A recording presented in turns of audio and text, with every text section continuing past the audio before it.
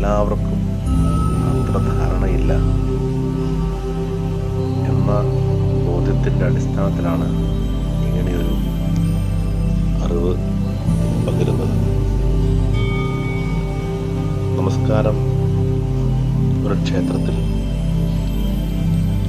ദേവനെ അഭിസംബോധന ചെയ്യാനായിട്ട് ഭക്തി പുരസ്കാരം അർപ്പിക്കുന്നതാണ്. അത് വിശാലമായ തത്വം അതിനുണ്ട്. എന്നിൽ നിന്ന് അങ്ങ് വലിയവനാണ്, അങ്ങയിൽ നിന്നും ഞാൻ എത്രയോ താഴെയാണ് എന്നുള്ള ബുദ്ധിയുടെ അല്ലെങ്കിൽ ആ വിചാരത്തിൻ്റെ അടിസ്ഥാനത്തിൽ നമ്മൾ കരതലങ്ങൾ ശിരസ്സുമായി സംയോജിപ്പിച്ച് ചെയ്യുന്ന ആ പ്രവൃത്തിയാണ് നമസ്കാരം എന്ന് പറയുന്നത്. മധ്യസ്ഥ ഉത്കൃഷ്ട തത്വോഹം അപകൃഷ്ട ഇതി ബുദ്ധ്യ കരതല ശിര സംയോഗാനുകൂല വ്യാപാരോന്നതി നമസ്കാര എന്ന് പ്രമാണം. ഇത് വിശ്വാസത്തിൻ്റെ മറ്റൊരു പതിപ്പാണ്.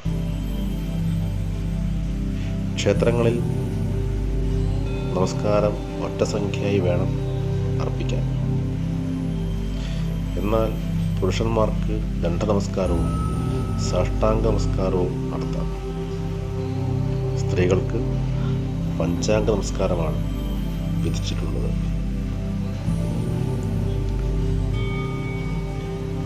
ഇതിൽ സാഷ്ടാംഗ നമസ്കാരവും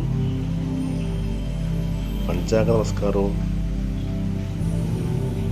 എന്താണെന്ന് അറിയാമായിരിക്കും. ദണ്ഡ നമസ്കാരം കമിഴ്ന്നു കിടന്ന് സാധാരണ രീതി നടത്തുന്ന നമസ്കാരമാണ്. അതിന് പ്രത്യേക നിബന്ധനകളൊന്നുമില്ല, തികഞ്ഞ ഈശ്വരചിന്ത മാത്രം.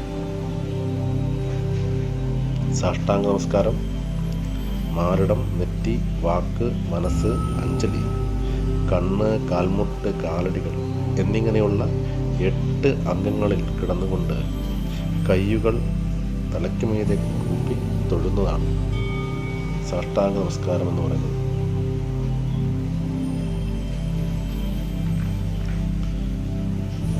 പുരസാ ശിരസാ വാച മനസാ അഞ്ജലിനദശ ജാനുഭ്യാം ചൈവപാദാഭ്യാം പ്രണമോ അഷ്ടാംഗൈരിത എന്ന് ഉപോത്ഫലമായ നിയമവും നമുക്ക് കാണാം. സ്ത്രീകൾക്ക് മാറ് സ്പർശിക്കാൻ പാടില്ല. അതുകൊണ്ടാണ് പഞ്ചാംഗ നമസ്കാരം വിളിച്ചിട്ടുള്ളത്. നമസ്കാര പ്രിയോ സൂര്യ.